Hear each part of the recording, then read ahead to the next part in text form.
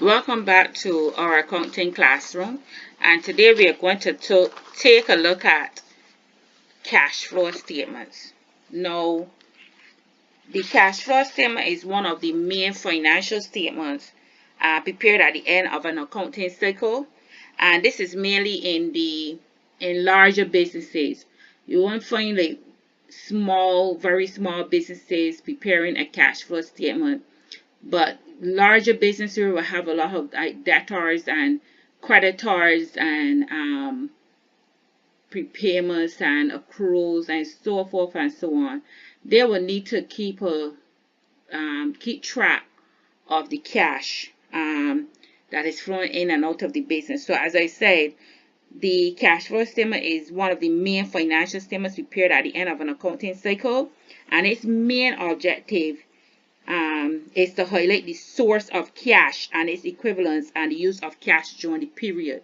So that is the main objective of the cash flow statement, because you need to find out and you need to know where the business is getting its cash from and where the cash is going. Now, the cash is considered to be the blood of any business, and little can be done without the flow of cash. No, you will need, and the business will need cash to pay its assets, pay debts, expenses incurred during operation. And then you have to look at the cash, where the cash is collected from, like the sale of assets, from revenues, or from investment returns. Now, when we are going to look at a cash flow statement, there are three main categories of activities. Now, there are two different methods in terms of preparing a cash flow statement. You can use either the direct method or the indirect method to prepare a cash flow statement. However, we will be preparing our cash flow statement using this example from a past examination paper today, and we will be using the indirect method of preparing the cash flow statement. So when we are using the indirect method of preparing the cash flow statement, you have three main categories of activities that use and generate cash in a business. So those three activities are like the operating activities, the investing activities, and the financing activities. Now, the operating activities, that category concentrates on short-term items for which money is used or generated. So again, the operating activities section concentrates on the short-term items for which money is used or generated. It converts the accrual-based system of accounting for short-term activities into a cash-based system. So in this, under this heading, the net profit or loss generated in the period will contain cash and non-cash items. So what we have to do is to adjust the net profit to reflect cash flow. That's what we need to do. And you will look at things like depreciation on non-current assets and losses on sale of assets, or gains or profits on sale of assets, things like amortization of intangible assets. These things are all non-cash items, and they are found when the business generates profit. So when a business prepares an income statement, instead of the income statement, you will have things like depreciation. You will have things like interest paid, interest received. You will have losses or gains on sale of non-current asset. Now, the loss and the gain on sale of non-current asset and the depreciation, those are non-cash items.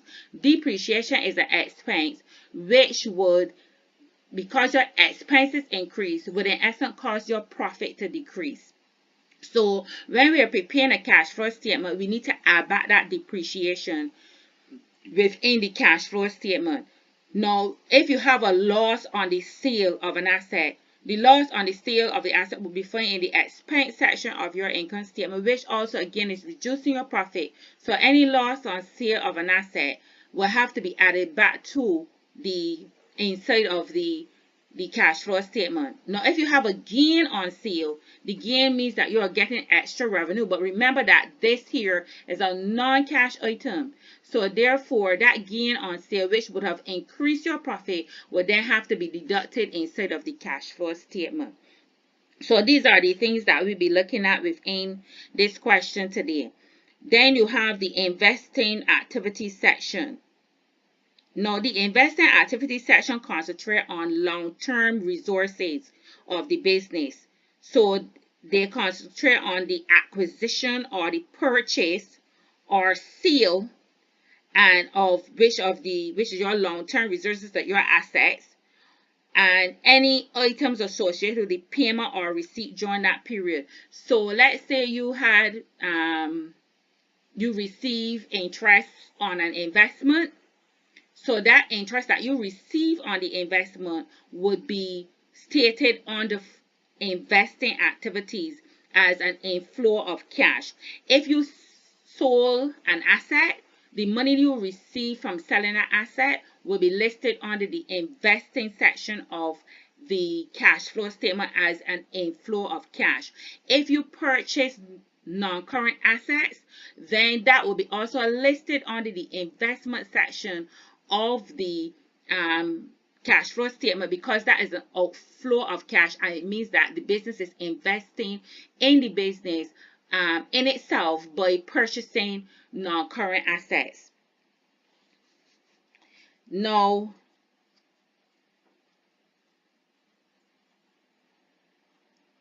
sometimes when we look at our statement of financial position, we may see an asset increase, but the increase of the asset between 1 year and another year does not always mean that you purchase an asset. Sometimes the increase in the asset may be due to the fact that the asset was revalued. So if the asset was revalued and it was revalued upward, you will see that increase. And that will also be stated within a question to let you know, well, the asset was revalued. So you will know that it wasn't really the purchase at the point in time, but it's because of revaluation that it has increased. Now, revaluation, no cash is involved, so therefore it will not, revaluation will not be found inside of the cash flow statement. Okay, so then the final section, the financing section, this section will concentrate on transactions relating to the owners and long-term obligations, like your long-term debts. So when it says that this section, the financing section, is relating to the owners, so under the financing section, then you will find things like the issuing of shares. If you issue shares, the money you receive from issuing shares, money you receive from issuing shares at a premium, so that premium will be there. If you pay back money from your long-term debt, if you repay the long-term debt, you will find the outflow of cash will go under that section of financing activity. If you receive money in terms of a long-term debt, like a loan, so if it was an increase, then you will see that will go to, if you pay dividends to the shareholders, that will also be recorded in the financing section of the cash flow statement. So in our face-to-face classroom, we would have done some examples of cash flow statements, and we're looking at this today. So what I'm going to do, I'm going to be focusing on a past examination question and using this as an example to guide us through the preparation of a cash flow statement. Now, this question here states the financial positions of Premier Limited for the last 2 years are reflected by the following balance sheets. So you have the balance sheet as at 31st of December 2006, 2007. So whenever you have to prepare cash flow statements, you're usually given balance sheets, or what we say today, statement of financial positions for 2 years. You have the current year and the previous year. And the reason why you're given that, because you have to be able to compare the two so that you can see whether you had inflow and outflow of cash. So here we have fixed assets and we have buildings minus its depreciation for 2006 and 2007. So our buildings for 2006 had a book value of 45,500, whereas in 2007 a book value of 60,200. Then you have equipment and minus its depreciation. So equipment in 2006 book value was $27,890, and in 2006 the book value was $27,890, and 2007 the book value was $21,030. Then we have fittings minus its depreciation.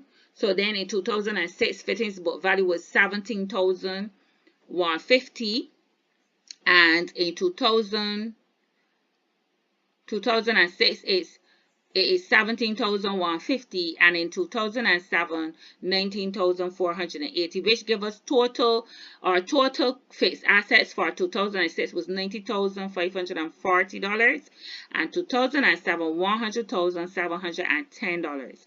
We go on then and we look at our current assets. We can see that there's a change in our inventory.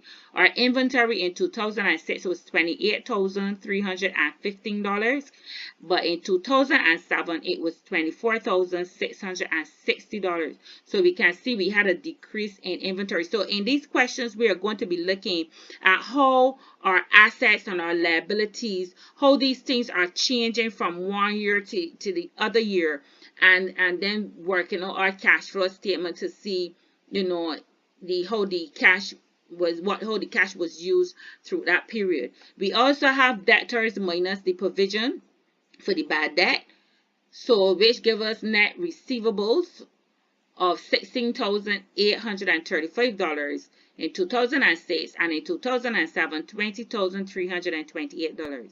We have prepayments in 2006 $270, and then there's an increase in 2007 $314. Then we have cash, and we also have bank.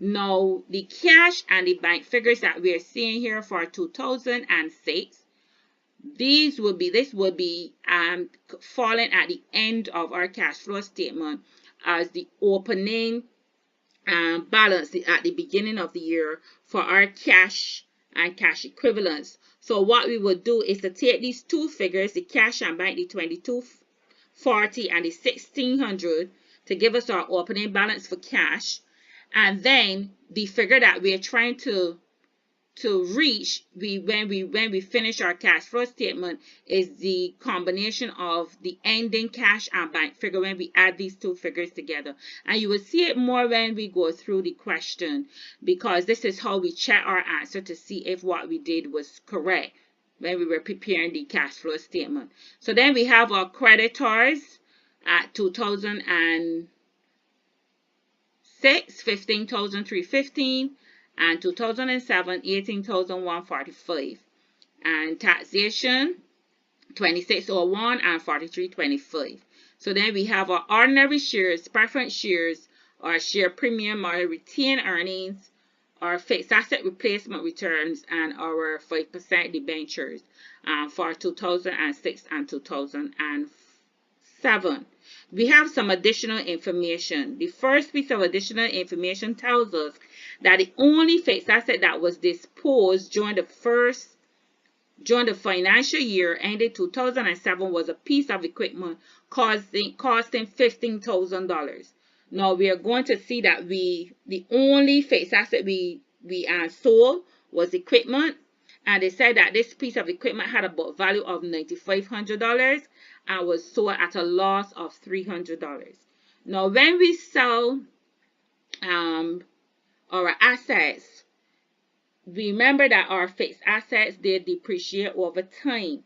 So once we are selling a particular asset, it means then that asset is being removed from the books of the business. So since the asset is being removed from the books of the business, it stands to reason then that we also need to remove the depreciation associated with that asset from the books of the business, and that is what we will see as we demonstrate in this question. Number 2, it says the proposed dividend for the financial year ended 2007 was $2,500. And then the transaction relating to the debentures took place on October 1st, 2007. And if we look at our debentures were $20,000 and now they're $15,000, which would lead to us to believe that there was some form of repayment. So the first thing that they're asking us to do is to reconstruct the appropriation account. As a matter of fact, what they're basically asking us to reconstruct is to reconstruct the statement of retained earnings. That is what we are going to be reconstructing. We are going to be reconstructing a statement of retained earnings. That's a new term that you will see when we are doing questions and even in your examination questions. So what we are going to be reconstructing is the statement of retained earnings to determine the net profit or loss for the year ended the 31st of December. So the first thing we're going to do is to reconstruct that statement, and then we are going to prepare the cash flow statement. And the last thing they're asking us to do is, using the cash flow statement, explain how the decline in cash position came about. So now when we are preparing the cash flow statement, one of the first things that we want to do is to reconstruct the statement of retained earnings.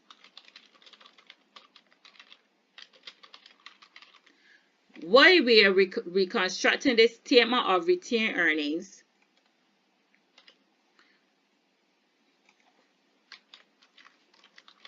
so put some steps here.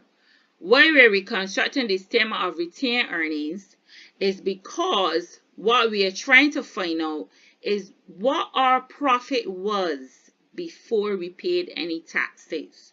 Okay, so that's why we're trying to reconstruct the statement of retained earnings, because we want to know what the taxes were before we what the profit was before we paid any taxes. So let's look at our statement of retained earnings. So we have Premium Limited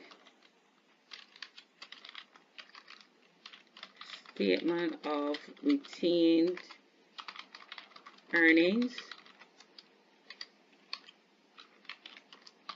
for the year ending.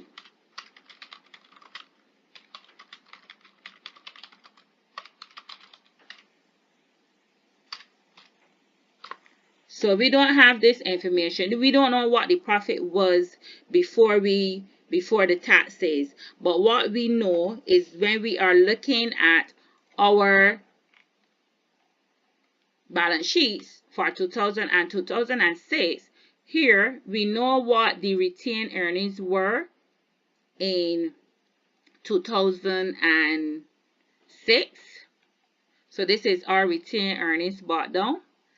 And we know what the retained earnings are in 2007. So this is our ending retained earnings for 2007, which is the current year that we'll be looking at.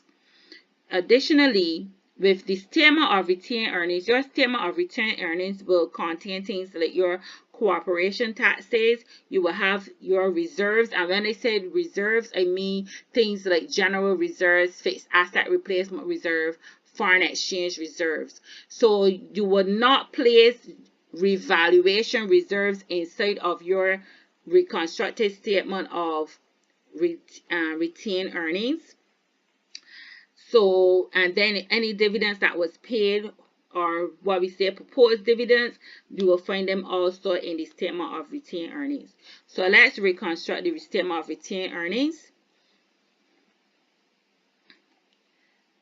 So I'm going to set it up. We have our net profit before taxes. We don't know what that figure is. We have to subtract our corporation taxes.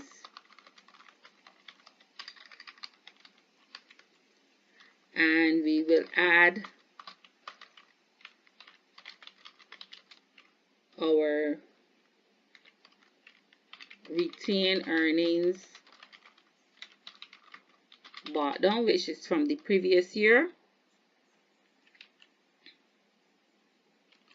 and then we will subtract any reserves and dividends.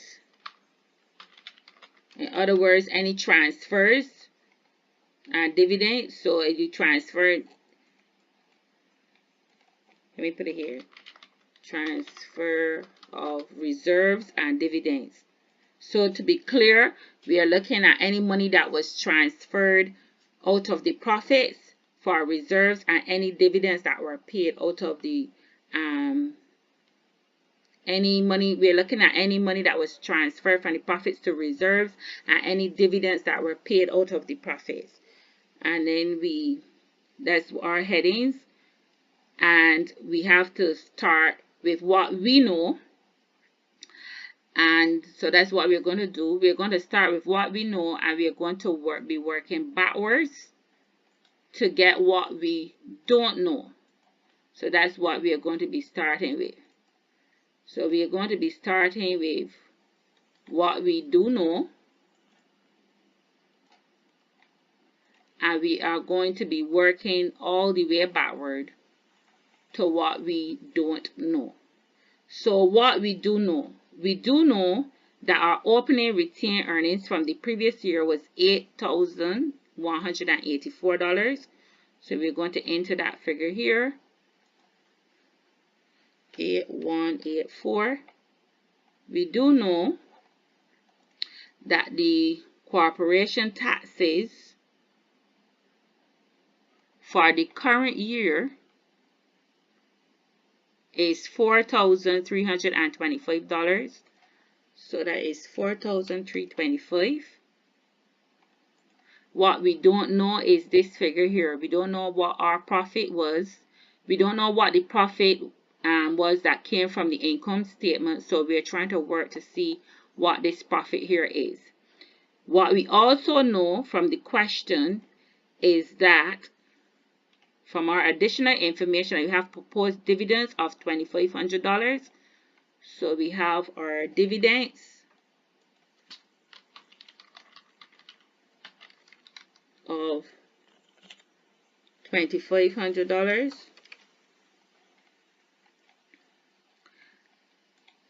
Let's look at our reserves. We look at our reserves, and we see in 2006 that we had fixed asset replacement reserves of $8,900, but in 2007 it has increased to $10,000, which means that during 2007 what we did is to transfer some of our profits to the fixed asset replacement reserve. So you have to find the difference between these two figures to find out how much money was transferred. You don't just pick up one of these figures and put there. You have to actually work out what the amount that was actually transferred. So we have here fixed asset replacement reserve. And what we are going to do is the 10,000 minus the 89 will give us how much it was that was transferred.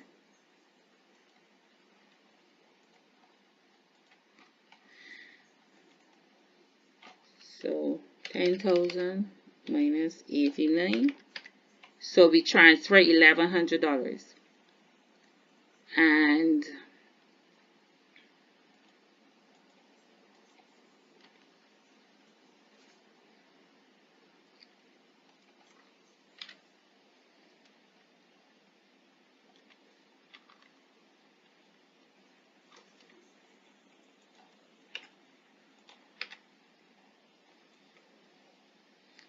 And we know that our retained earnings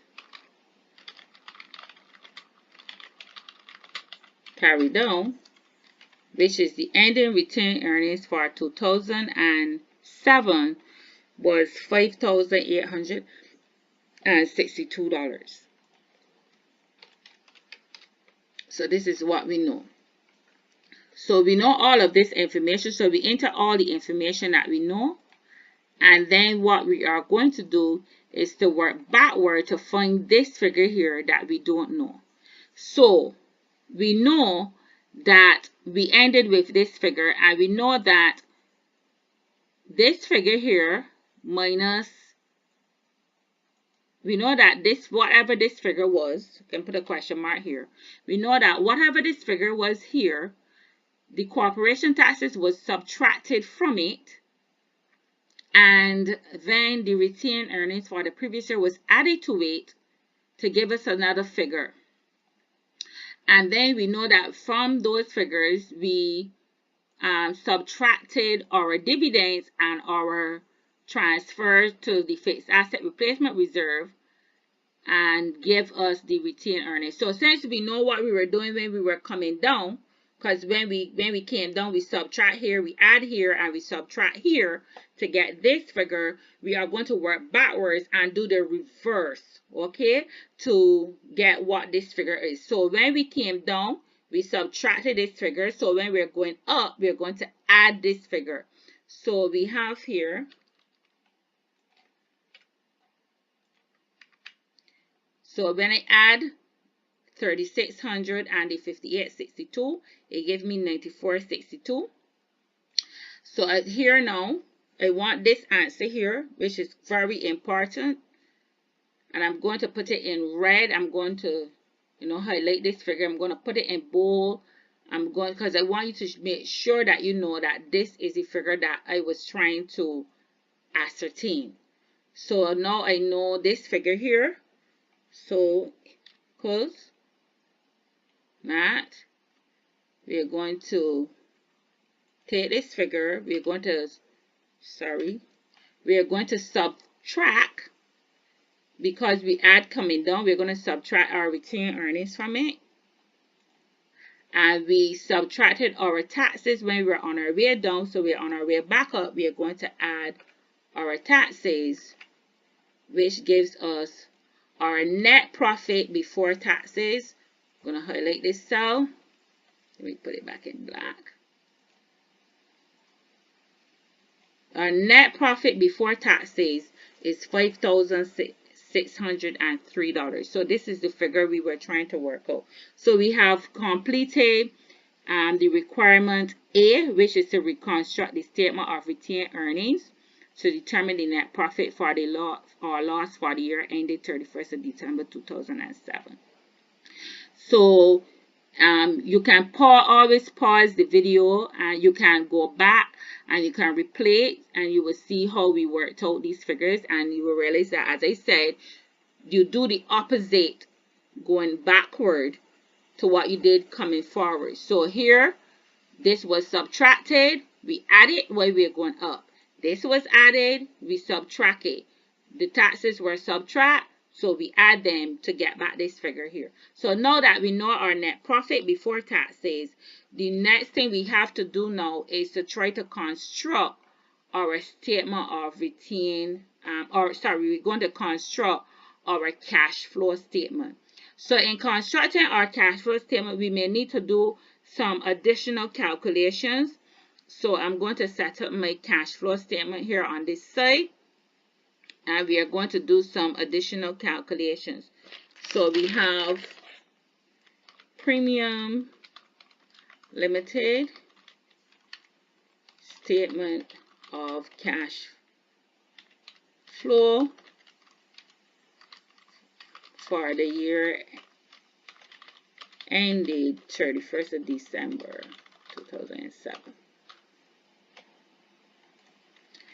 The first heading we will have is our cash flow from operating activities.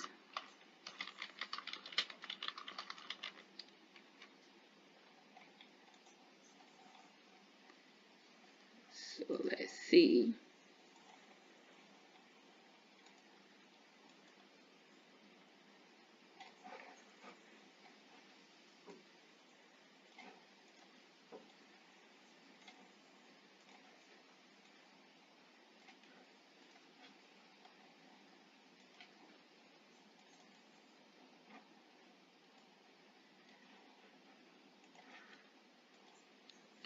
And our cash flow from operating activities, we are going to start with our net profit before taxes and interest. What we currently know is our net profit before taxes, which is the 5603. This is what we know, but we don't know the interest, so we have to work out the interest. So let's look back here. We know that whenever we have a loan, we have to pay interest on our loan, and as long as you're paying interest on a loan, the interest becomes an expense. Interest paid is an expense, so that expense decreases our profit. So we want to put that back in. So we have to work out what the interest is first. So our number 3, additional information said the transaction related to the debentures took place on October 1st, 2007, and remember this is at December 31st. So we had debentures in 2006 of $20,000. By 2007, the end of 2007, there were only $15,000. So we have to prorate the interest for the debentures, because obviously at the beginning of 2007, we would have had debentures of $20,000. But then on October 1st, we made a repayment. So then of $5,000, so then our debentures are only $15,000. So we have to calculate the interest on the $20,000 first, and that is only for up to September. That's only up to the end of September. So we have to calculate 5% of the $20,000 for only 9 months, and then we have to calculate 5% of the $15,000 for the remaining 3 months of the year to come up with our interest. So let's do that calculation. So let me put in my calculations.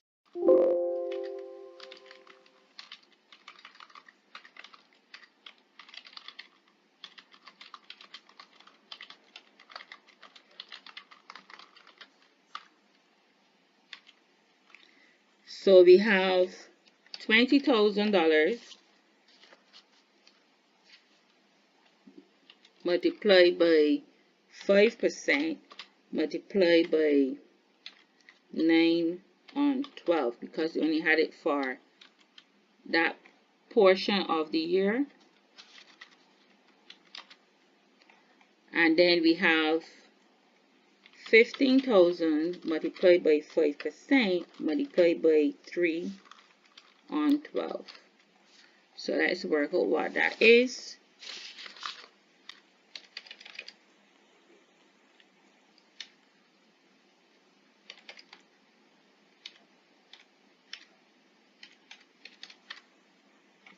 So our interest on the $20,000 is $750. And then we have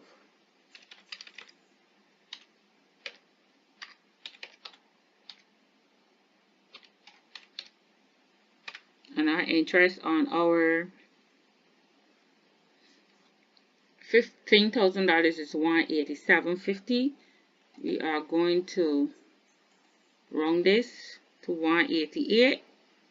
So when we add those two figures together,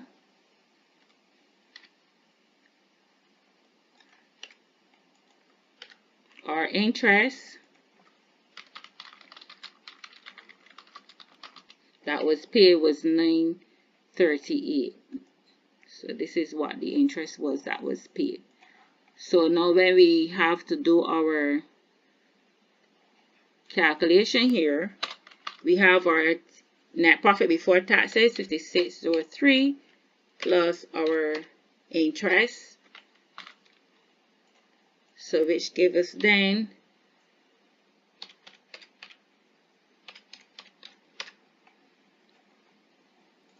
our net profit before taxes and interest is $6,541. After we worked out our net profit before taxes and interest, we then have to add back our depreciation.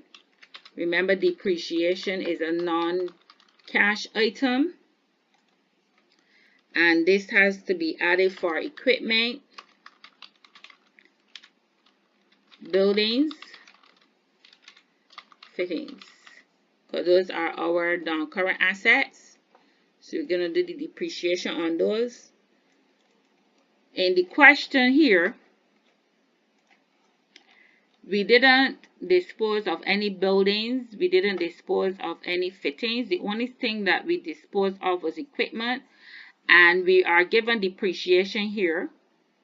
So since we are given the accumulated depreciation for 2006 and the accumulated depreciation for 2007, and we didn't sell any of this, any buildings, we can use the depreciation and subtract one figure from the other to determine our depreciation for a building. And we can do the same thing for our fittings to determine our depreciation on fittings. However, we have to do a little bit more calculations to work out our depreciation on equipment, because remember, our equipment was, we disposed of some of our equipment. So let's look at this. So let's do the building first. Depreciation for a building, cumulative depreciation for a building in 2006 was $27,500, and in 2007 it was $31,800. So I'm going to take the $31,800 minus the $27,500 to give me my depreciation. So I'm going to do that one first, which is $4,300. Then we look at fittings. Depreciation for our fittings in 2007 was $11,750.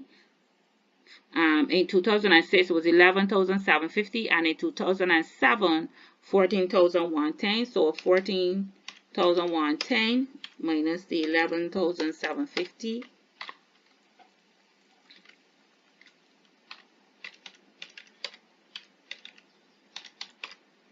So our depreciation on fitting is $2360, $2,360. So let's work out our depreciation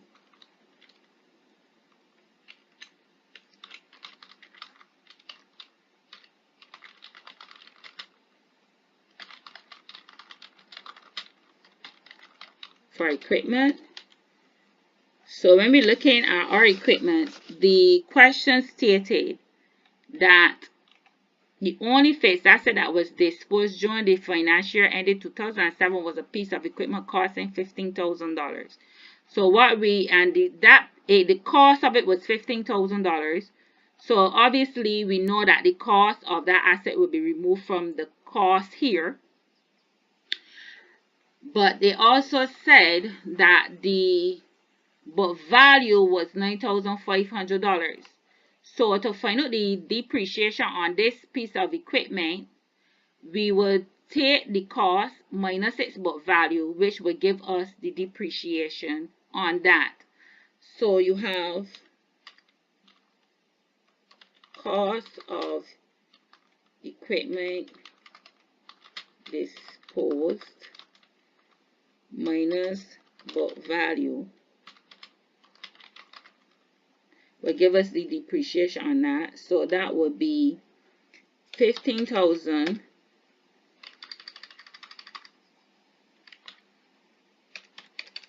minus the $9,500. So the depreciation on that particular asset is $5,500.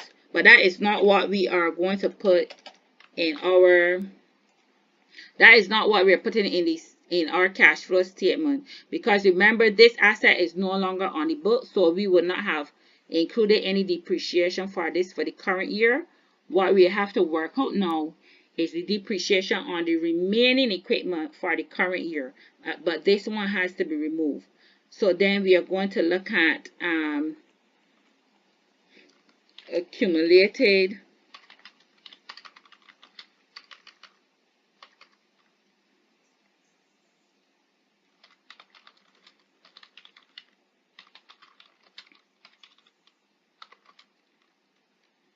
minus the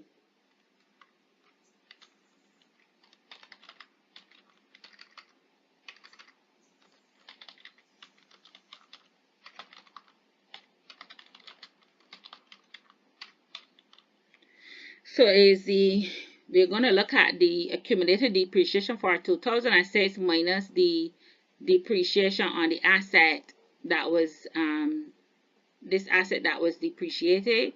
So that would be the depreciation for 2006 for equipment was 19,360. So then that is 19,360 minus the 55. So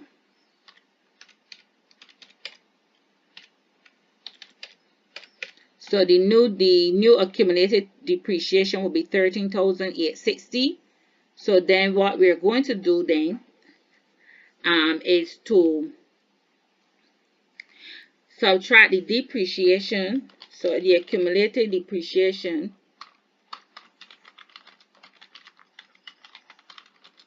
for 2007 minus now the new accumulated depreciation, which is the 13,860.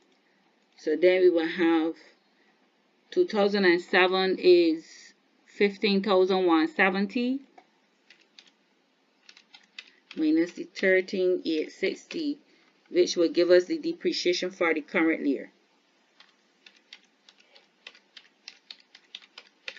So this figure here, this 1310 is what we will put here as the depreciation for equipment for the current year. So now we have our depreciation calculation.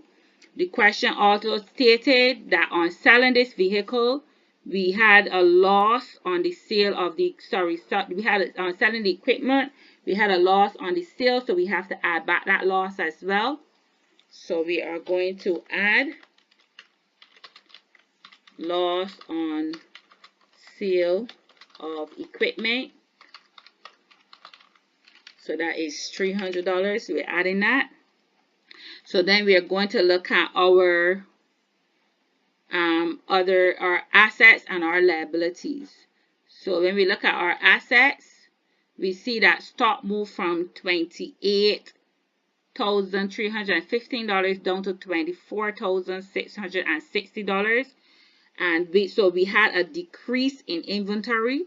So when we have a decrease in inventory, we would add that decrease because there was no outflow of cash. If our inventory increased, it means that we will be purchasing more. So we had an outflow of cash. So then we will subtract the outflow if there was an increase. However, there's a decrease, so we don't have outflow of cash. So we're going to add that. So our inventory, so we're going to add decrease in inventory, and our inventory moved from 28,315. So that is, so our inventory moved from 28,315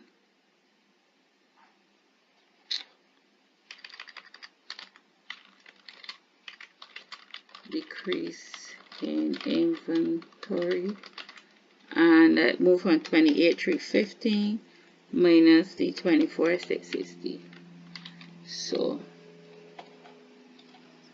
equals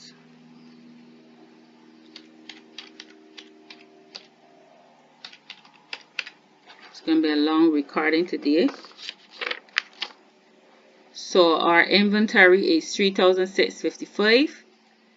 Our next asset that we look at is our debtors. We're going to look at debtors, then we're going to look at our prepayments. We're not looking at cash and bank because those are the figures, our ending figures. So we're going to look at our debtors, then we are going to look at our prepayments, then our creditors.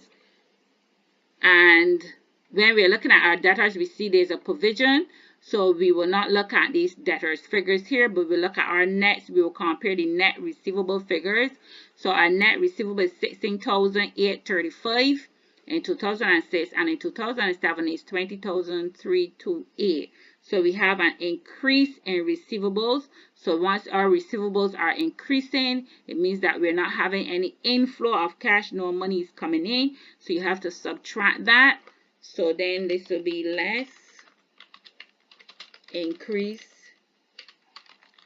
in debtors. So our debtors move from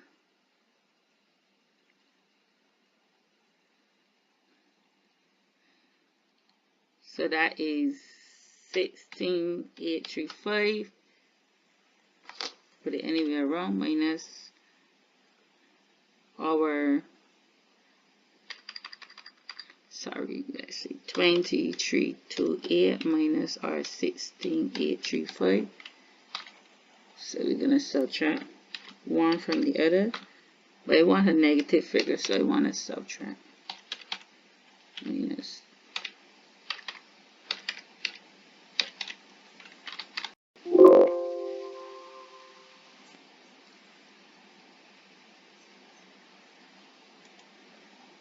Right. So we're subtracting $3,493. We look at our prepayments. We remember our prepayments also increased. Our prepayments went from 270 to 314. So we're going to subtract that increase as well. Because that's again having an outflow. Increase in prepayments means that we paid out more money in advance. So that would be 270 minus the 314. Because it was negative, we want to subtract that.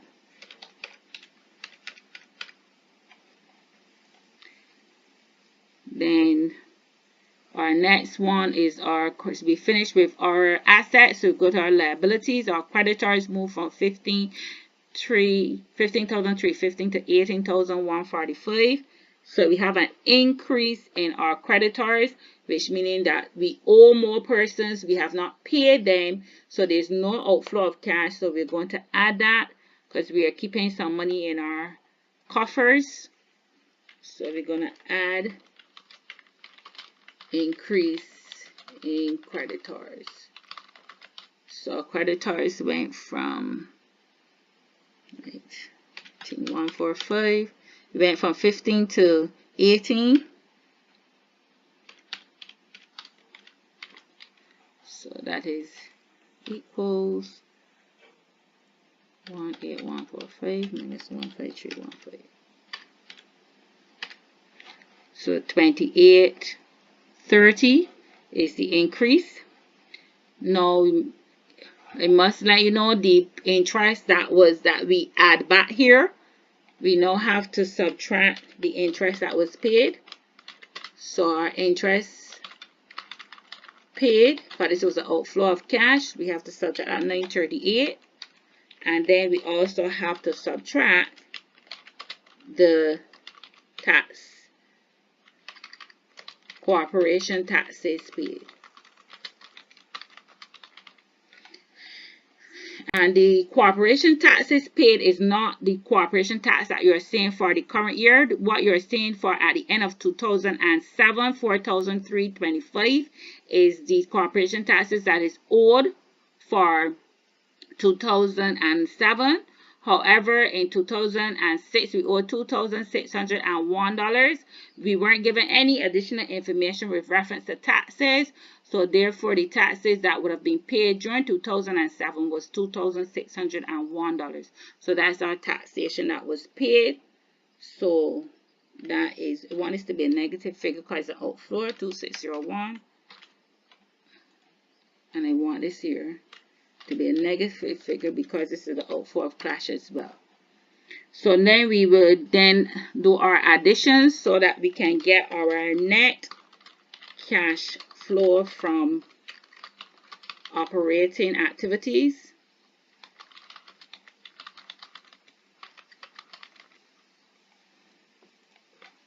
So equals some.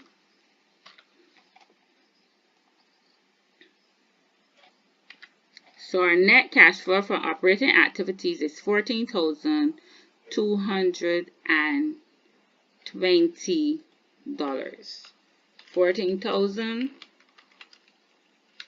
$220 is our net cash flow from operating activities.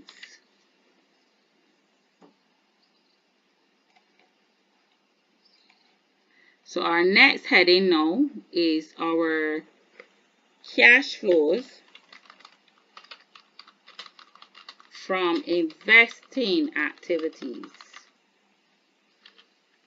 So let's see. We said that we sold equipment. The equipment cost $15,000. Its book value was $9,500. We made a loss on the sale of $300. So it means that this is the book value of the asset. We should sell it for $9,500 or more. But we didn't sell it for $95 or more. We sell it for less than $9,500 and made a loss. So the difference between the loss that they record of $300 and the book value is what we sold the equipment for. So let's record how much money we received from the sale of the asset. So sale of equipment. So the book value minus loss on sale, which is 95 minus the 3. So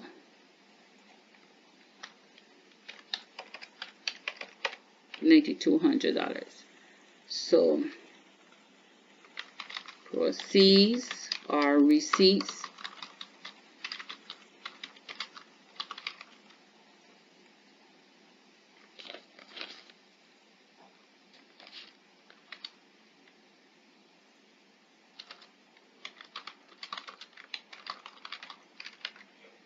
$9,200.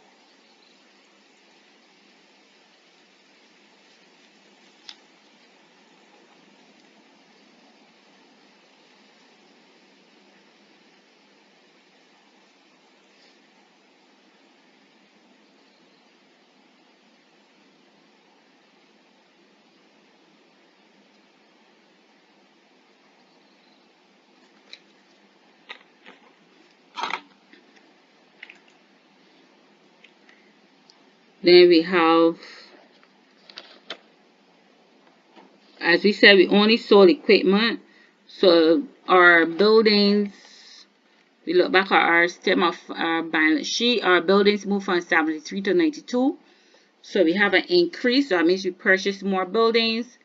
Our fittings moved from 28,900 to 33,590. So we have purchase of non-current assets. So payment for buildings.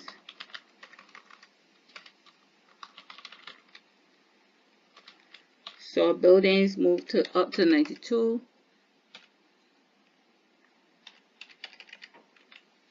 So that's an outflow of cash. Want it to be a negative number. So that would be 73,000 minus 92. Outflow of cash of $19,000.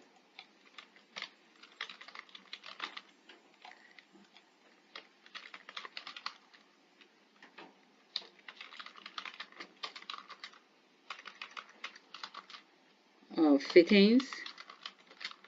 So our fittings were 28,900 and gone up to 33,590.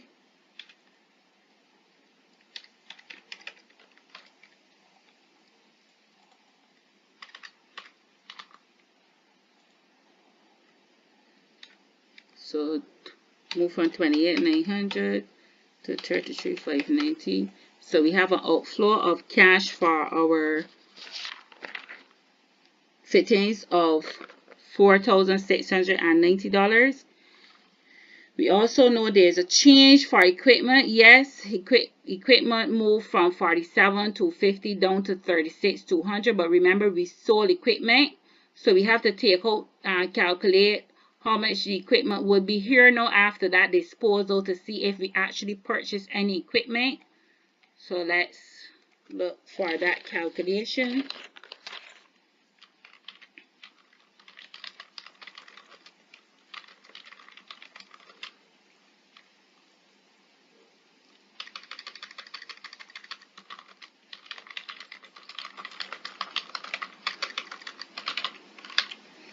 So our equipment started at $4,750. We sold one that's $1,500. That cost $1,500. So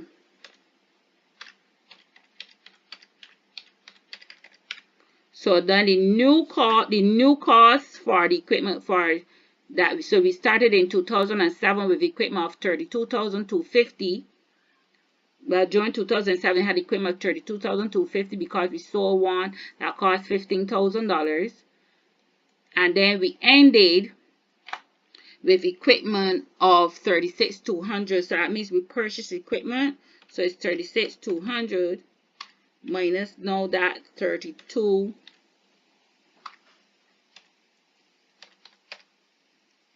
will give us the equipment that we purchased. So we purchased equipment costing $3,950. So payment, you write one or the other. You can either say payment or purchase.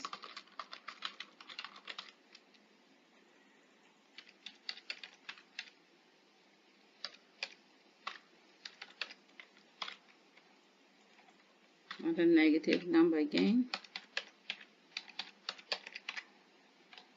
So that is our outflow of cash. And if a business is successful, you will see that it will have a negative figure here for investing activities as long as it's purchasing assets. So then we have now our net. We didn't have any investments. We didn't receive any money from investments or anything like that. So this is all in our investing activities. So we have our net cash flow from investing activities. So let's equal sum. So our net cash flow from investing activities is a negative $18,440. So our next heading will be our cash flow from financing activities. So our financing activities,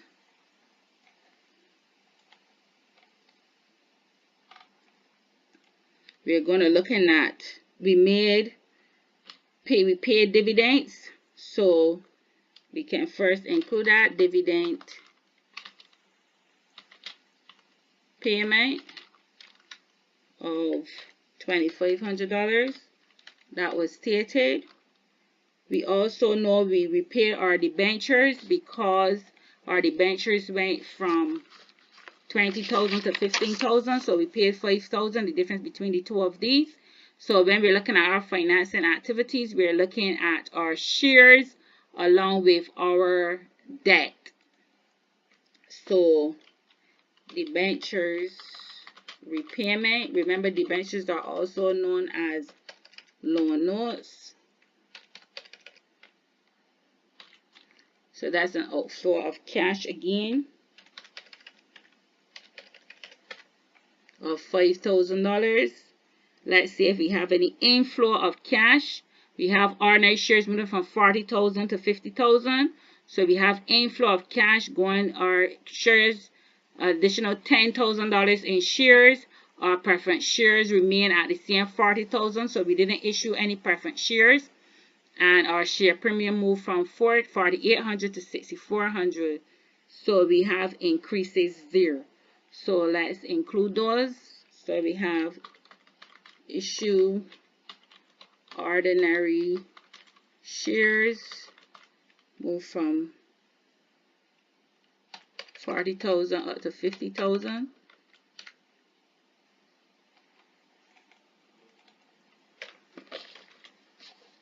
So we have an inflow of cash by issuing shares of $10,000, and we have an increase in our share premium moving from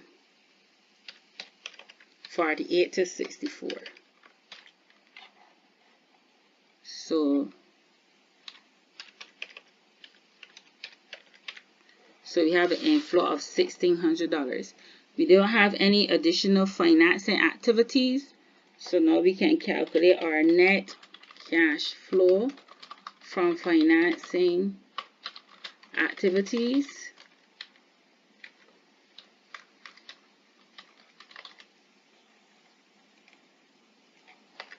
And we had a net cash flow of $4,100. So now what we want to calculate is whether we had an increase or a decrease in our cash.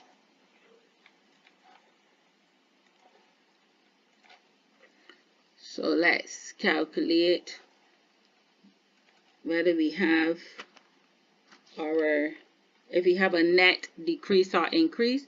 So it's equals, we have to take this. This is negative.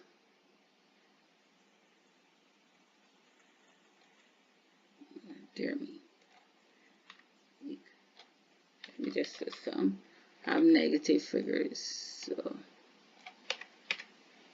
So we have a decrease of negative 120. So equals, sorry. So we have a net decrease in cash and cash equivalents.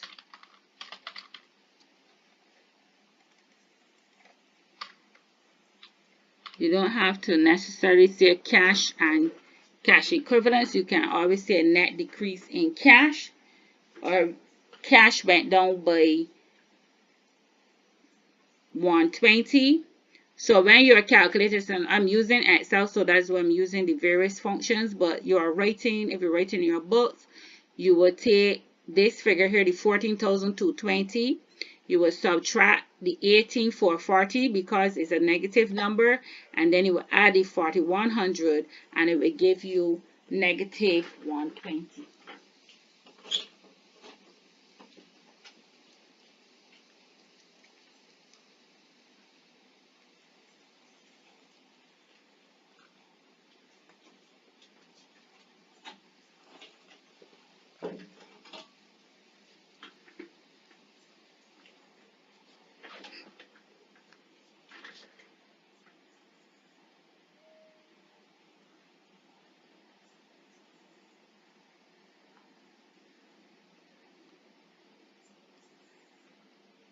So then we have to work out, we're going to look at our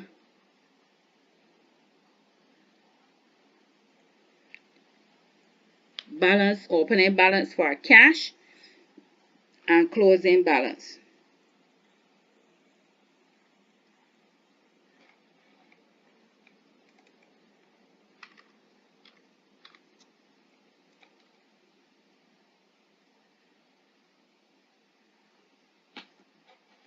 So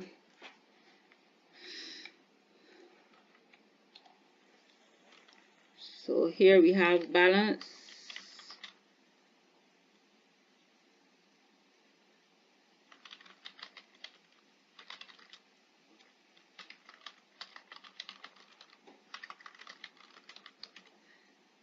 So we have our balance of cash and equivalents brought down, or you can say balance of cash brought down, or you can say balance of cash and equivalents at the beginning of the year. And how we are going to get this figure here, this figure, this balance here is our cash and bank that we have here at the beginning that we spoke about earlier on. So we're going to take the 2240 and the 1600 and add those together, will give us our opening cash balance. Now, if we have an overdraft for a bank, which meaning bank will be a liability once it's an overdraft, then the difference between the cash and the bank. So then you want to add, you would say it would take the cash figure and subtract it from the bank figure. Or you will start with the negative bank figure and add the cash figure to it. Similarly, for the ending, the same way. If you have a bank overdraft at the end and you have a cash figure here, then you take your negative figure and add the cash figure to it. But we have our positive figure here because it's an asset, so we're going to add our figures, the 2240 and the 1600. So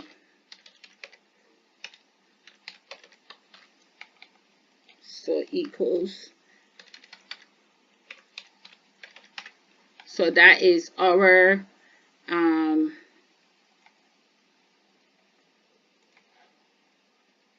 opening balance for our cash and cash equivalents. So then we have our balance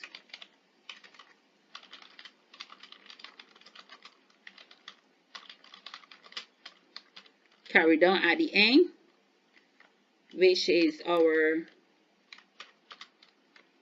bank and cash figure at the end, which is 2750 plus 970. And this is how you know that your cash flow statement is correct, because whenever you finish, what you did is supposed to come back to the 2750 plus the 970 added together. So what I'm going to do is on equals, and I'm going to take my negative 120 and add it to my 3840, and I get 3720. Now if I come here and I add my 2750 and my 970, you will see that I get 3720, which is the answer that we wanted. So this is how you check to see if your answer is correct. The negative 120 plus the 3840 give me 3720, which is these two figures here added together. So my cash flow statement is completed, and we came to the answer that we wanted.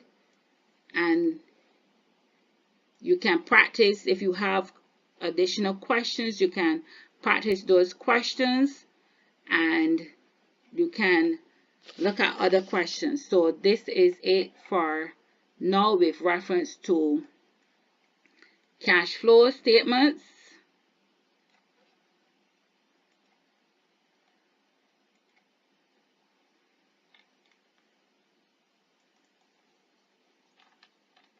So this is our cash flow statement. The first thing that you do with cash flow statement is that you start with, you have to start with the by reconstructing your statement of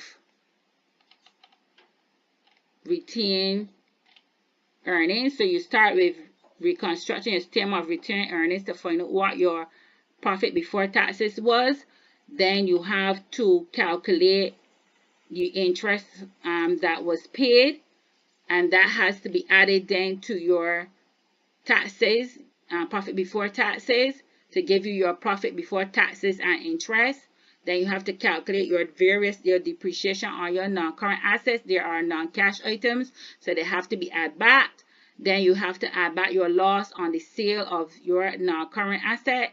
If it is a gain, you subtract the gain, and then you deal with your assets, whether they increase, your current assets, whether they increase or decrease, and then you deal with your liabilities, whether they increase or decrease. And the same interest that was paid that you added here is the same interest you will come back and subtract here, and then you look for your taxes that were paid and you subtract it here. Then you go on to look to see if you receive money from selling any assets, if you spend any money on purchasing assets for your investing activities. Then for your financing activities, you look to see if you paid any money to your shareholders in dividends, if you paid any loans, or if you receive any money from loans, if you receive money from issuing shares. And this is how you prepare your cash flow statement. So continue to practice questions, and it will allow you to get better and better at preparing cash flow statement using the indirect method.